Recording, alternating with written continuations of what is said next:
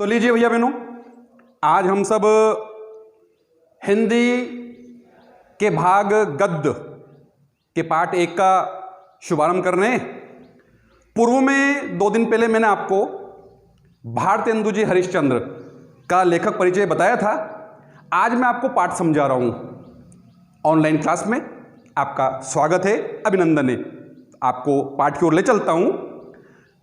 भारतेंदु जी हरिश्चंद्र का जो पाठ है, यह है एक अद्भुत अपूर्व स्वप्न।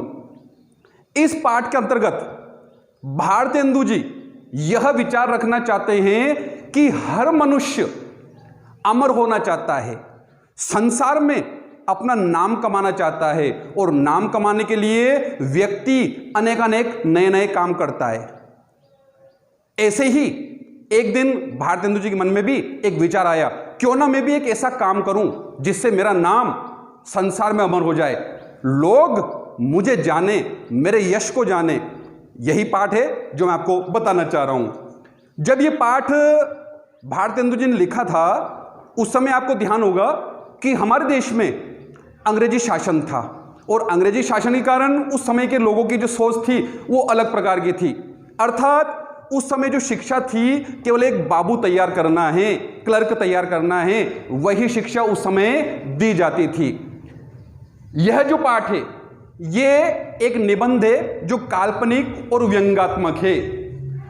उस समय जो तत्कालीन समाज था, उस तत्कालीन समाज में व्याप्त धर्मांधता, पाखंड, स्वार्थपरता और दिखावे की प्रवृत्ति पर व्यंग किया गया था। भारतेंदु जी ने ये सारी बातों पर व्यंग अपने इस पाठ में किया है, जिसका नाम है एक अद्भुत अपूर्व स्वप्न।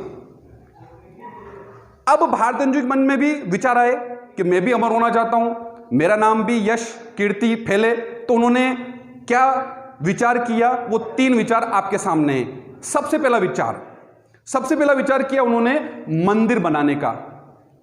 क्यों ना मैं एक मंदिर बनाऊं, अच्छी सी मूर्ति बनाऊंगा, सुंदर सा मंदिर बनाऊंगा, लोग आएंगे, मंदिर में दर्शन करेंगे, और मंदिर में दर्शन करने के बाद ये सोचेंगे कि मंदिर किस व्यक्ति ने बनाया, तो मेरा नाम होगा, मैं अमर हो जाऊंगा। लेकिन फिर दूसरा ख्याल उनके मन में आया कि अंग्रेजी सभ्यता का प्रभाव है, आधुनिक काल में लोग मंदिर की ओर झांकेंगे भी नहीं और मंदिर में दर्शन करने भी नहीं आएंगे। तो उन्होंने इस पहले विचार को त्याग दिया।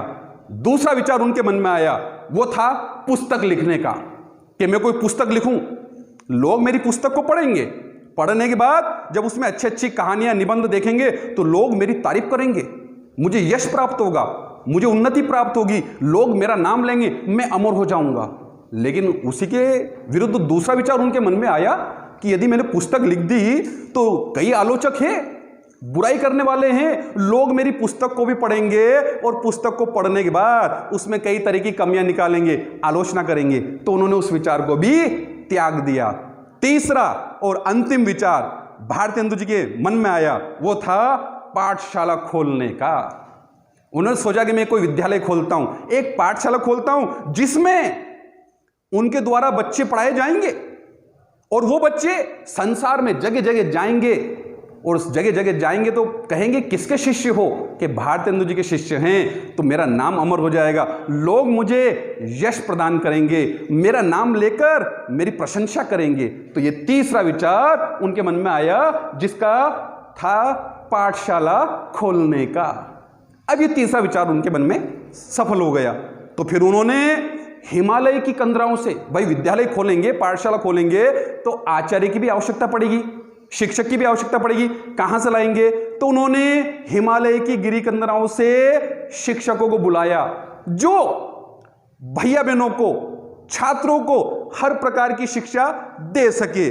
उन्हीं में से कुछ नाम थे जिनका नाम था प्राणान प्रसाद, लुप्त लोचन ज्योतिषाभरण शास्त्री, शील दानावल, मुग्धमणि शास्त्री।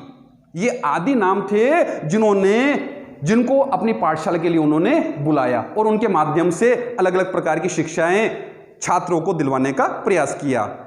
यह विचार उनके मन में था, जिससे उनको लगा कि हो सकता है कि पाठशाला खोलने से मेरा नाम अमर हो जाएगा और मैं इस कीर्ति को प्राप्त कर पाऊंगा, अमरता को प्राप्त कर पाऊंगा। तो भैया बहनों, यही इस पाठ का विषय था एक अद्भुत अपूर्व स्वप्न। भारतेंदु जी ने भी ये 3 स्वप्न देखे। 3 स्वप्नों में से उन्होंने जो तीसरा स्वप्न था उसको पूरा करने का निश्चय किया। क्यों किया? क्योंकि पूर्व में मैंने बताया आपको, हर व्यक्ति अमर होना चाहता है, हर व्यक्ति नाम, प्रशंसा, कीर्ति प्राप्त करना चाहता है, और इसी कीर्ति और इसी यश के लिए उन्होंने ऐसा काम करने का विचार किया जिससे कि मेरी कीर्ति हो, मेरा यश हो, मैं अमर हो जाऊं। तो यही इस पाठ का सार था। आज आप सब घर पे इस पाठ को पढ़ेंगे और पढ़ने के बाद मैं कुछ प्रश्नोत्तर आपको, अगला जो अपना क्रम आएगा गुरुवार के दिन मैं आपको कुछ प्रश्नोत्तर भेजूंगा। आप आज इस पाठ को पढ़ेंगे और छोटे छोटे से प्रश्नोत्तर इसके बनाएंगे। कुल 10 प्रश्न आपको बनाकर मुझे भेजना है। आज के लिए इतना ही काफ़ी है। धन्यवाद।